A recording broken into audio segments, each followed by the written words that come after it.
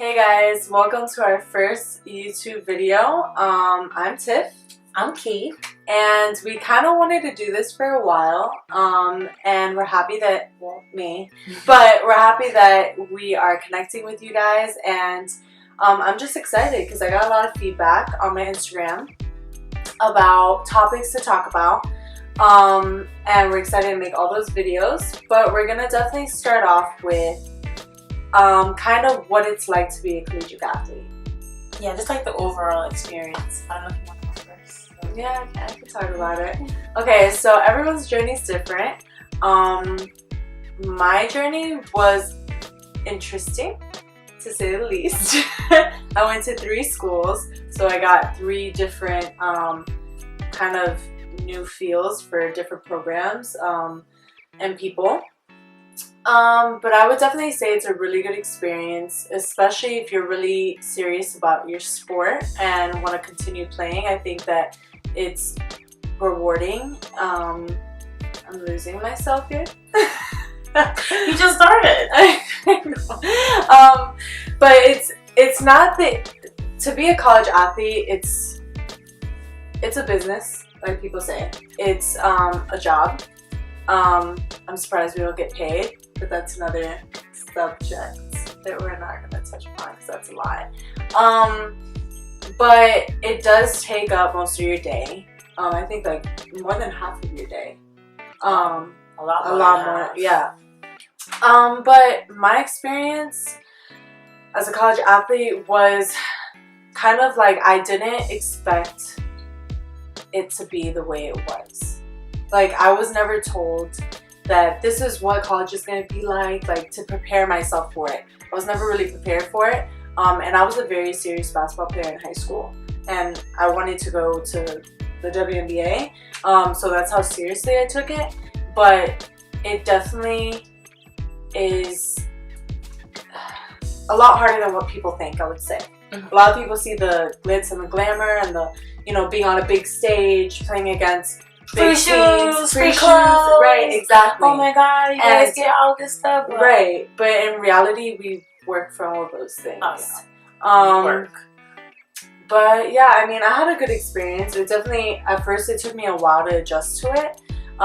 It's very mentally and physically challenging, but if you kind of like to be challenged in those ways, it's definitely a good experience. Yeah, I mean, I went to 2 different schools. I transferred as well. You can talk about, transferring. I was scared. Oh my gosh, yes. But, I had a great experience throughout my 5 years. I had a redshirt year. Like what she said, you kind of know what to expect. Kind of like you, or get an idea what to, do, but nothing. I don't think anything. I don't think anyone can really prepare you because again, right. Every coach is different, every school is different, every environment is different, but I was very it was a big learning curve definitely for me because I know my mom was tired of me calling her like, Mommy, I don't know if I can do this anymore, I can't, but once you get over the learning curve and the hump, it gets easier, but it's still hard, it's hard work and it's hard to, be on top of everything because you're not only just playing basketball, you're going to school too, so you're taking 18 credits, 16 credits, you have to be part of study groups, you have to be part of this, you have to be part of that, and just to stay afloat. So that was the hard part, just and again, time managing. That's what I've learned. Huge. Through the most was the time management. If I didn't have an agenda, I was lost. If I didn't write things down for just my daily plans with basketball and school, I was almost lost it because you get to just it's just it was a lot of stuff. Just a lot of stuff that you have to do and pay attention to. Because without whether you want to, admit or not, it's a job. You're there to perform, and they expect you to perform a certain way, 24/7. So you have to go in there. Yes, you want to have fun. That's the main part of playing the sport. You want to have fun. You're playing because you love it. You're playing because you enjoy it, and that's what you felt destined to do. But at the same time, understand that it is a job, and you have to perform your job well. Of course, you're gonna have bad days. Not everyone's gonna be tip top every single day, but you have to understand it. So a lot of times things can be taken personal. A lot, especially I know I took so my fair share of things personal, but then we look back at it like it's a job for the coach, it's a job for you. You gotta win. So that's like the main thing you have to understand. I feel like you have to understand as a player or coming in, like it's a job. So I mean, because there's a lot of time where I wanted to be a normal kid, like I wanted to be a regular college student, you know, I wanted to eat whatever I wanted to eat, you know, but if you come down to it and narrow down everything, you're there to fulfill a purpose. You're there to win. You're there to add to the culture of the school you're at, you know. So like, I'm not trying to be like, discouraged, but like you have to understand like all that goes into it. It's not just winning games, not just, shoes and gear. Like, yes, that's a great plus. But trust me, I still wear all my gear now. But free clothes, the best. Yeah, anything free is always good. Free food. But yeah, just understand.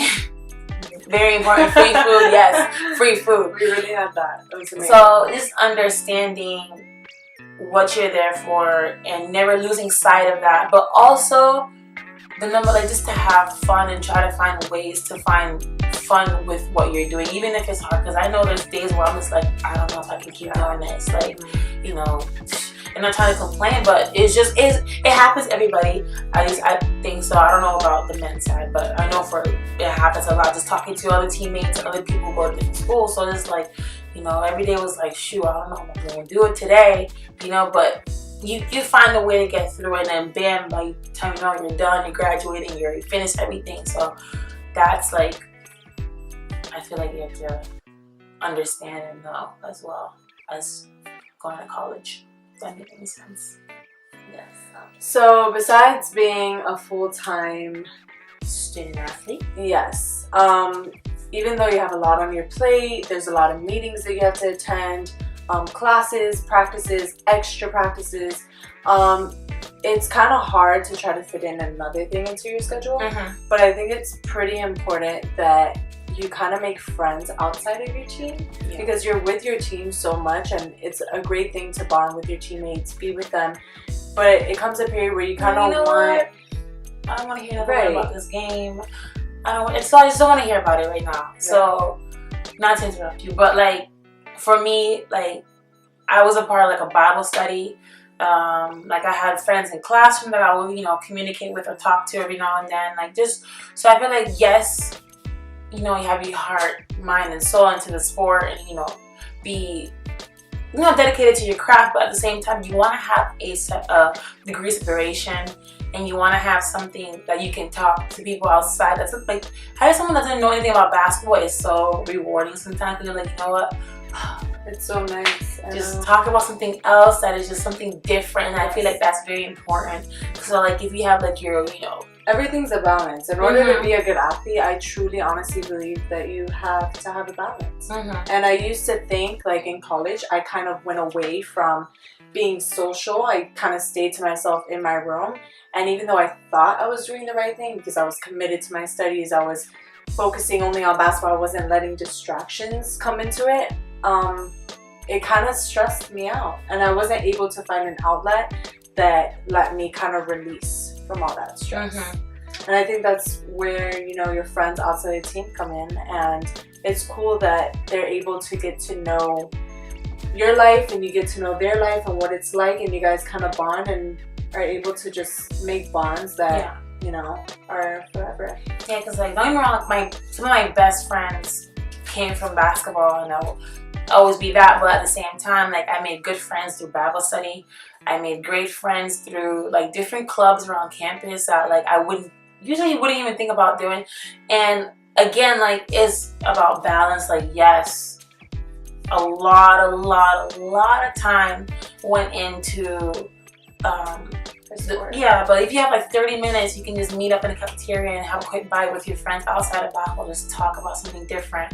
Or like 30 minutes for the Bible study, certain things. Like I had like campus fashion shows that were just a break from the mind, so like of just think about basketball all the time. So that's very important. So like yes, dedicate and be, you know, be focused on your craft, and but also have another way, because you don't want to go crazy and like lose your mind, you know, because you're so caught up with everything. And you're too focused. I mean, you can be focused. Don't take me like when you're in it, like 100% focused. You want to win, but you do. I'm a strong believer that you need to take time where you're not thinking about a basketball, because if not, you burn yourself out, and that's not fun. And trust me, you're gonna have a lot of time thinking about your sport.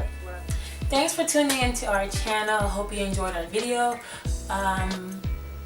This is our first one, so don't judge us too hard. But I hope you enjoyed it. Comment, subscribe, like, whatever you want to do. And see you for the next one. Bye. Bye.